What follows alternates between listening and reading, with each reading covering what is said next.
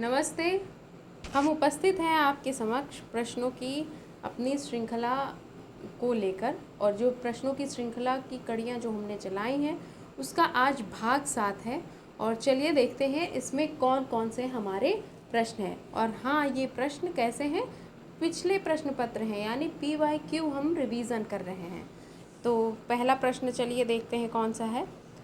पहला प्रश्न है हमारा, निम्नलिखित में से कौन आर्य भाषाओं में शामिल नहीं है। तो यहाँ आर्य भाषाओं में शामिल ना होने वाली भाषा को पूछा जा रहा है। संस्कृत, अंग्रेजी, अरबी, फारसी। तो कौन सी नहीं है आर्य भाषाओं में शामिल? आपकी संस्कृत तो है आर्य भाषा, अंग्रेजी, अरबी और फारसी। अब इनमें से बताना है, तो हमारा विकल्प सी सही होगा।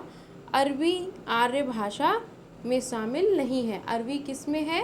अरबी शामिल है, सामी भाषा के अंतर्गत आती है। ठीक है, सामी भाषा परिवार में इब्रानी, अरबी और हाशवी भाषाएं आती है। जबकि संस्कृत, हिंदी, अंग्रेजी, फारसी, मराठी, पंजाबी, यूनानी, लैटिन, प्राकृत आदि ये सारी आर्य भाषाओं में शामिल हैं। अगला प्रश्न है हमारा, शीतला माँ के नाराज हो जाने के भय से लोग बच्चों को चेचक का टीका तक नहीं लगवाते थे। उपर्युक्त प्रसंग निम्नलिखित में से किस उपन्यास में वर्णित है? तो यहाँ 4 विकल्प दिए गए हैं। पहला विकल्प है हमारा देवरानी जेठानी की कहानी, दूसरा विकल्प है रहस्य कथा, तीसरा विकल्प है परीक्षा गुरु और चौथा विकल्प है श्यामा स्वप्न। तो यहाँ हमारा कौन सा विकल्प सही होगा? देवरानी जेठानी की कहानी। देवरानी जेठानी की कहानी किसका है? पंडित गौरी दत्त का उपन्यास है। तो ये ध्यान रखिए, किसका उपन्यास है? पंडित गौरी दत्त का।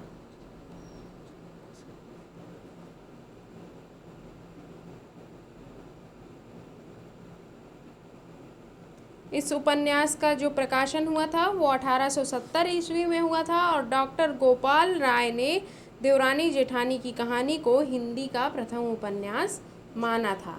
तो प्रकाशन कब हुआ? 1870 में। और डॉक्टर गोपाल राय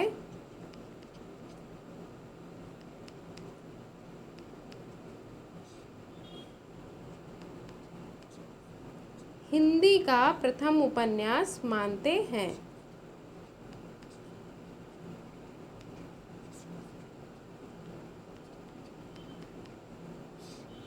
चलिए अगला प्रश्न देखते हैं। ऋतु वसंत का सुप्रभात था, मंद मंद था अनिल बह रहा, बालारुण की मृदु किरणें थी अगल बगल, स्वर्णाभ शिखर थे एक दूसरे से विहरित हो अलग अलग रहकर ही, जिनको सारी रात बितानी होती है, निशा काल के चिर अभिशापित बेबस उन चकवा चकई का बंद हुआ क्रंदन। अब यहाँ पूछ रहा है, उपर्युक्त पंक्तियों में चकवा चकई के बारे में व्यक्त नागार्जुन के विचार को साहित्य जगत में कहा जाता है। तो क्या कहा जाता है? 4 विकल्प हैं आपके सामने। ए है जीवनानुभव, दूसरा है समाजबोध, तीसरा है कवि प्रसिद्ध, चौथा है अपवाद। तो यहाँ कौन सा हमारा विकल्प सही होगा? यहाँ हमारा विकल्प सही होगा कवि प्रसिद्धि। और ये जो है विचार साहित्य जगत में, नागार्जुन के विचार को साहित्य जगत में कवि प्रसिद्ध कहा जाता है। तो किसके विचार को कहा जाता है कवि प्रसिद्ध? नागार्जुन के विचार को।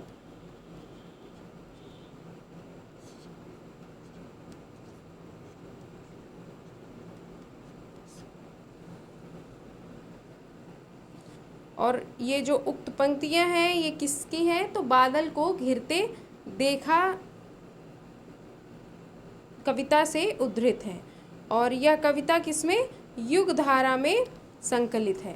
चलिए अगला प्रश्न देखते हैं। टी.एस. इलियट की आलोचना की विशेषता में शामिल हैं।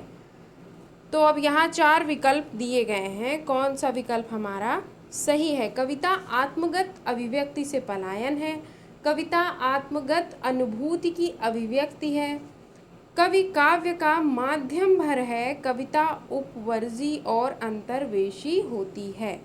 तो दिए गए विकल्पों में से सही उत्तर चुनना है।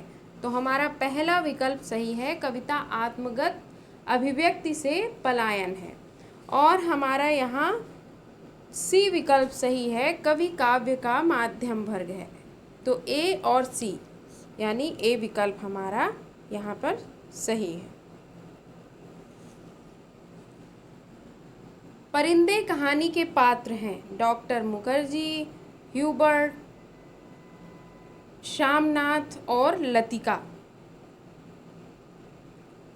तो अब ये प्रश्न जो है इसमें विकल्प आपके गलत दिए गए हैं, क्योंकि ह्यूबर्ट नहीं, डॉक्टर मुखर्जी, श्यामनाथ और लतिका ये तीनों ही क्या हैं, ये तीनों ही परिंदे कहानी में हैं। तीनों किस में हैं, परिंदे में हैं।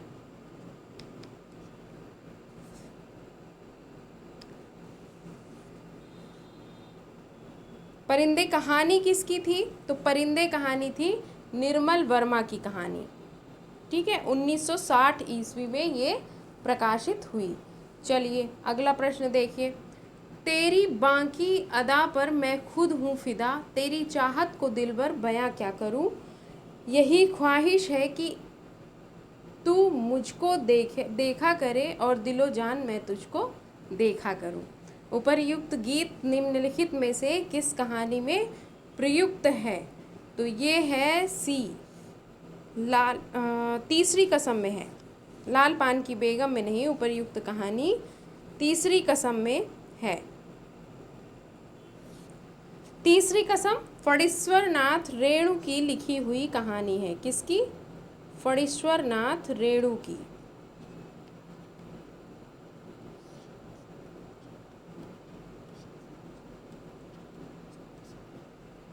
ठीक है, फणीश्वर नाथ रेणु की ये कहानी है और इसमें बिहार के जो ग्रामीण जीवन है उनको दर्शाने की कोशिश की गई है, सफल प्रयास हुआ है, कोशिश नहीं सफल प्रयास। जो ग्रामीण प्रांत का जीवन है, बिहार प्रांत के जो ग्रामीण जीवन है उसको दर्शाने का सफल प्रयास इसमें किया गया है। कहानी के जो मुख्य पात्र हैं वो हीरामन हैं, मुन्नी बाई हैं, धुन्नी राम है, पलट दास है, हीराबाई है, लाल मोहर आदि कहानी के प्रमुख पात्र हैं। सूची 1 को सूची 2 से सुमेलित करना है। अब यहाँ पर सूचियाँ दी गई हैं। मित्रता बड़ा अनमोल रतन, कब इसे तोल सकता है धन, ये किसका कथन है। मित्रता बड़ा अनमोल रतन, कब इसे तोल सकता है धन, तो ये कथन होगा आपका किसका, रामधारी सिंह दिनकर का। इस देश को हे दीन बंधु आप फिर अपनाइए, भगवान भारतवर्ष को पूर्ण भूमि बनाइए, ये किसका कथन है, तो ये आसान सा है, मैथिली शरण गुप्त जी का कथन है। शीतल ज्वाला जलती है, ईंधन होता दृढ़ जल का, तो ये है जयशंकर प्रसाद का। और नाश भी हूँ मैं अनंत विकास का क्रम भी, त्याग का दिन भी चरम आसक्ततम भी, ये है महादेवी वर्मा जी का कथन। तो हमारा कौन सा विकल्प यहाँ सही होगा, डी विकल्प।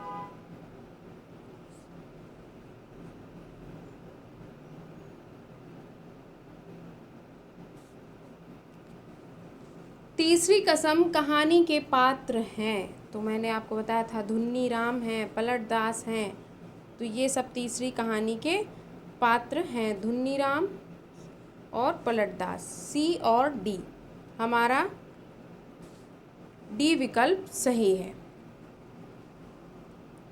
और हीरामन, हीराबाई, लाल मोहर ये सब भी हैं। तीसरी कसम उर्फ मारे गए गुलफाम फणीश्वर नाथ रेणु की कहानी है, इस पर फिल्म भी बनी हुई है। वंशीधर निम्नलिखित में से किस कहानी का प्रमुख पात्र है? उसने कहा था धुलाई वाली, गैग्रीन, अपना अपना भाग्य। तो वंशीधर किसका प्रमुख पात्र है? वंशीधर है धुलाई वाली कहानी का प्रमुख पात्र। वंशीधर के अतिरिक्त कौन कौन है? तो नवल किशोर हैं जो वंशीधर का मित्र रहता है, और जानकी देई है, सीता है, लाठीवान आदि ये सारे पात्र हैं। धुलाई वाली कहानी की लेखिका कौन है? तो राजेंद्र भाला घोष जी लेखिका हैं। सरस्वती पत्रिका के भाग 8 में ये प्रकाशित हुई थी कहानी। प्रकाशन वर्ष के अनुसार निम्नलिखित उपन्यासों का सही अनुक्रम है। तो यहाँ प्रकाशन वर्ष पूछ रहा है। जब आपको इनके प्रकाशन वर्ष याद होंगे तभी आप इनको कर सकते हैं, और 4 के चारों के याद होना आवश्यक है। कोई ये नहीं कि आपको एक का याद है तो आप कर सकते हैं।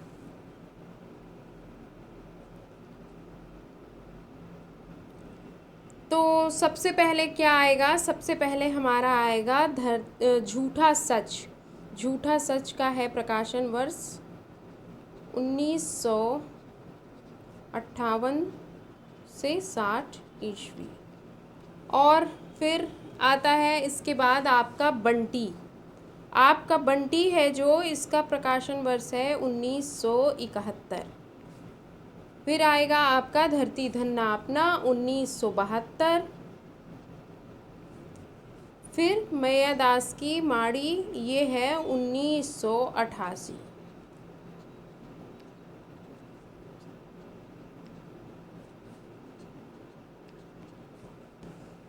तो यहाँ जो विकल्प हैं आपके उसमें से कौन सही है? देखिए, ए आपका नहीं है, बी सबसे पहले आएगा, बी। फिर आएगा झूठा सच, नहीं, सबसे पहले आएगा आपका सी। फिर आएगा आपका झूठा सच, आपका बंटी। तो विकल्प यहाँ पे आपके एक भी नहीं सही है। ठीक है। प्रकाशन वर्ष की दृष्टि से निम्नलिखित नाटकों का सही अनुक्रम क्या है?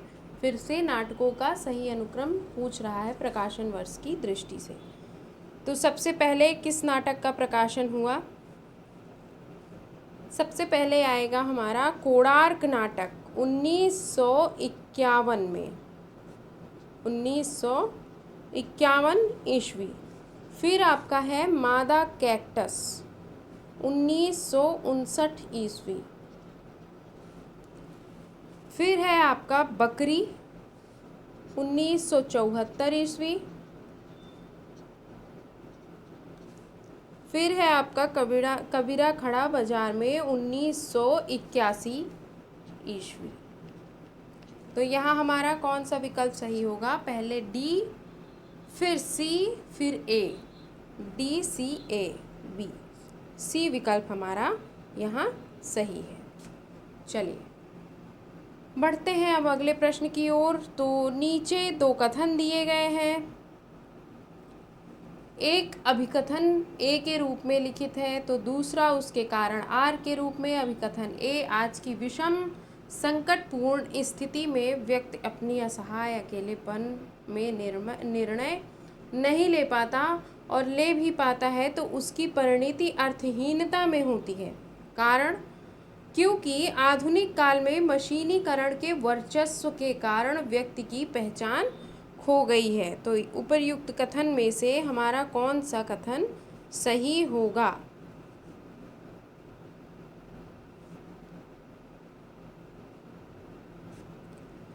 तो ए और आर दोनों कथन जो है सही है।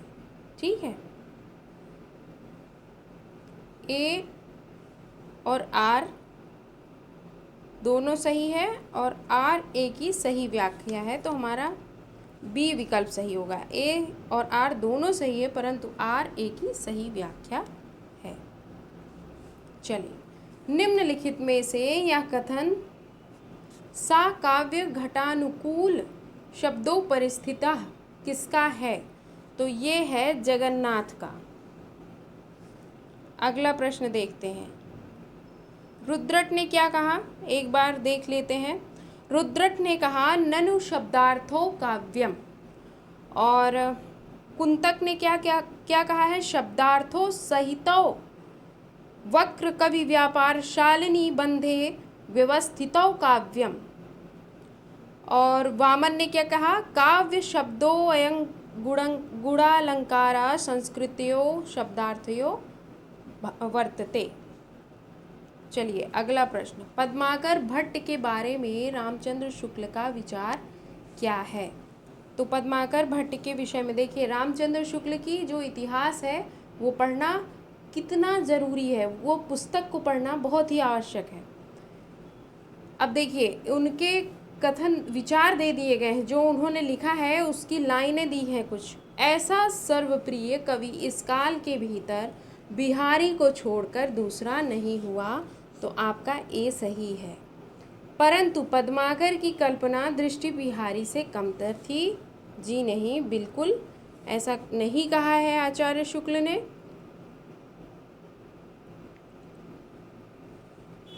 पद्माकर की रमणीयता ही सर्वप्रियता का एकमात्र कारण थी। तो हाँ बिल्कुल, पद्माकर की भाषा कड़कती होते हुए भी कबीर जैसी नहीं थी, तो ये भी नहीं कहा। हमारा ए विकल्प सही होगा, केवल ए और सी। आषाढ़ का एक दिन देखिए, आषाढ़ का एक दिन राज्याश्रय और व्यक्ति स्वातंत्र्य के बीच भटकती हुई सृजनात्मकता का नाट्यबिंब है। यह कथन किस आलोचक का है, तो यह कथन है, यह कथन आपका बच्चन सिंह जी का है।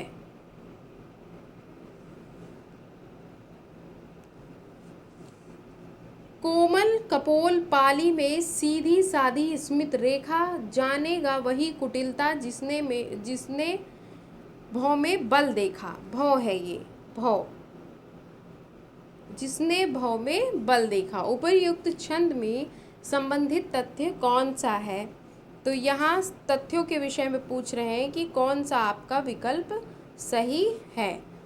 तो उपर्युक्त छंद में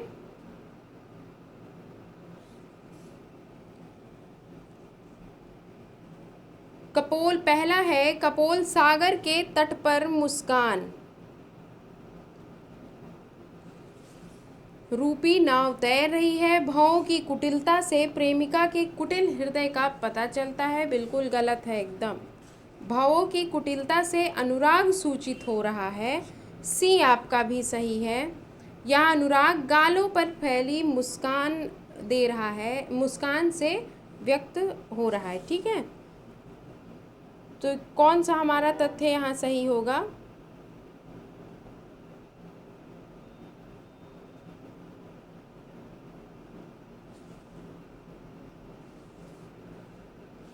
सी और डी, विकल्प हमारा डी सही होगा।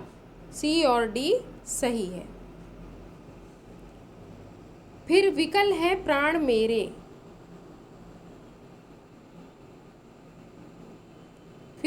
फिर विकल है प्राण मेरे गीत के निहितार्थ है स्त्री। अब यहाँ पर देखिए विकल्प दिया गया है, स्त्री आगे बढ़ने के लिए पुरुष का संबल चाहती है। अपनी सीमित दुनिया के घेरे को तोड़कर स्त्री अनदेखी अनजानी दुनिया को देखना चाहती है। अपनी यात्रा के तिमिराच्छन्न हो जाने की कल्पना करके स्त्री अकेले यात्रा आरंभ करना नहीं चाहती। स्त्री ने अपना लक्ष्य निर्धारित कर लिया है और वह आगे बढ़ने के लिए व्यग्र है। नीचे दिए गए विकल्पों में से सही उत्तर कौन सा है, चयन कीजिए। तो कौन सा उत्तर सही है?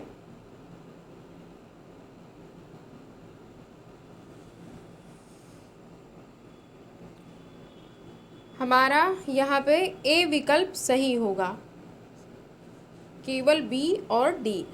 अपनी सीमित दुनिया के घेरे को तोड़कर स्त्री अनदेखी अनजानी दुनिया को देखना चाहती है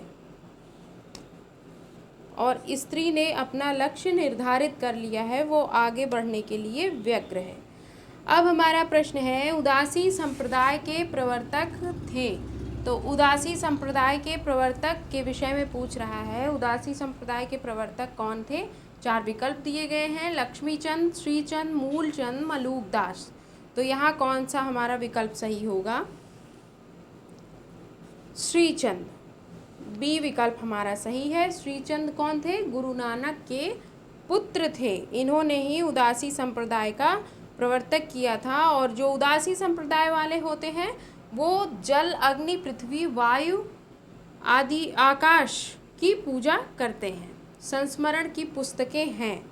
अगला प्रश्न देखिए, संस्मरण की पुस्तकें हैं। ए विकल्प नंगा तलाई का गांव, बी है ऋणजल धनजल, आगे दिन पीछे गए, वे लड़ेंगे 1000 साल। नीचे दिए गए 4 विकल्पों में से सही उत्तर का चयन करना है। तो हमारा यहाँ कौन सा विकल्प सही होगा?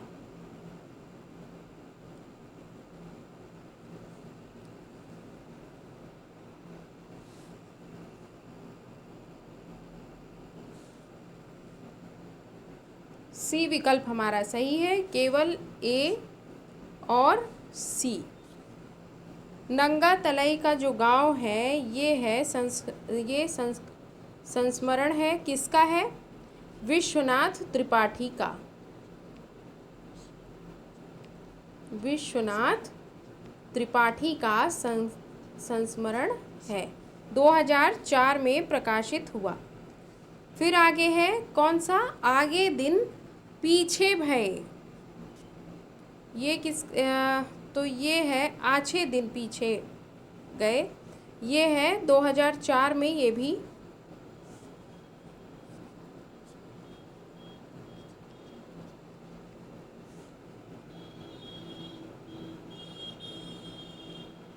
ठीक है। और ये भी किसकी है?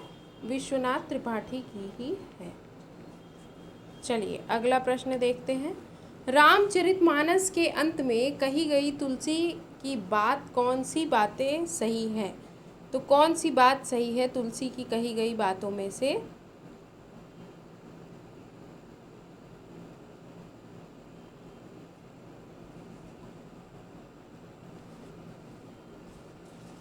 पहला विकल्प है मेरे समान कोई दूसरा दीन नहीं है, इसलिए हे राम मेरी भव बाधा को दूर करो। तो ए विकल्प सही हुआ।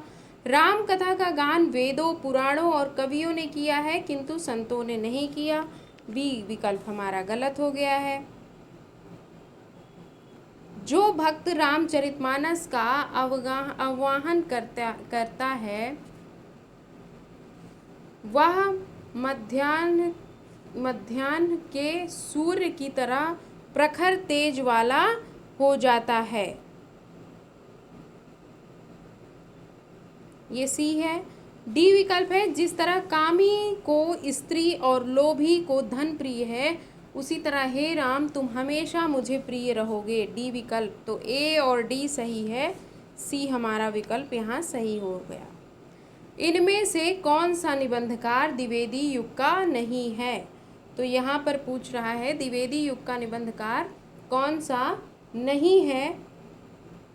4 विकल्प दिए गए हैं, माधव प्रसाद मिश्र, गोविंद्र नारायण मिश्र, कुबेर नाथ राय, अध्यापक पूर्ण सिंह। तो कौन सा हमारा विकल्प सही है? विकल्प सी सही है, कुबेर नाथ राय। कुबेर नाथ राय द्विवेदी युग के निबंधकार नहीं थे, ये थे शुक्लोत्तर युग के निबंधकार। शुक्लोत्तर।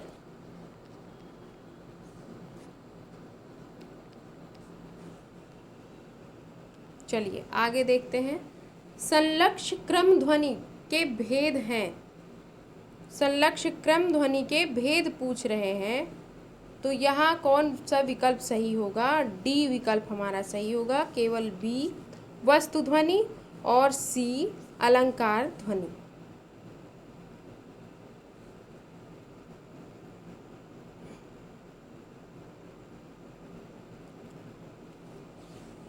प्रकाशन वर्ष की दृष्टि से सही अनुक्रम है। प्रकाशन वर्ष की दृष्टि से सही अनुक्रम पूछ रहा है।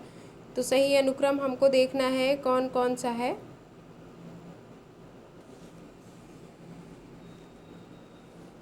अगर हम बात करें अग्निखोर की तो ये इसका प्रकाशन वर्ष है 1973। क्या है? 1973। पिंजरा का प्रकाशन वर्ष क्या है? 1944। और जयदोल का है आपका 1971, 1951। और नीलम देश की राजकन्या, इसका है 1933। तो सबसे पहले क्या आएगा हमारा, नीलम देश की राजकन्या यानी सी विकल्प किसमें है, बी। तो हमारा कौन सा आंसर इसमें सही होगा, बी विकल्प सही हुआ। सूची 1 को सूची 2 के साथ सुमेलित करना है। विषमता की पीड़ा से व्यस्त हो रहा स्पंदित विश्व महान, ये किसकी उक्ति है, यानी किसके बोल हैं, किसकी कविताएं हैं। तो ये किसका है, ये है जयशंकर प्रसाद जी का। मिलन के पल केवल 2-4, विरह के कल्प अपार, ये किसका है, ये है आपका सुमित्रा नंदन पंत जी का। दिन 12 वर्षों के घूड़े के भी सुने गए फिरते, ये किसका है, दिन 12 वर्षों के घूड़े के भी सुने गए फिरते। तो ये है आपका मैथिली शरण गुप्त जी का। तोड़ दो यह क्षितिज मैं भी देख लूँ उस ओर क्या है, ये है किसका, महादेवी वर्मा जी का। तो हमारा कौन सा विकल्प यहाँ सही होगा, हमारा यहाँ विकल्प सही होगा डी।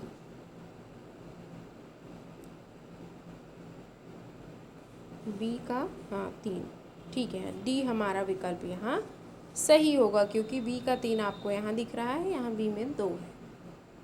तो आज के हमारे ये थे कुछ प्रश्न। अब हम आपके सामने उपस्थित होंगे कल कुछ अपने नए प्रश्नों के साथ। तब तक के लिए धन्यवाद। पढ़ते रहिए, मुस्कुराते रहिए।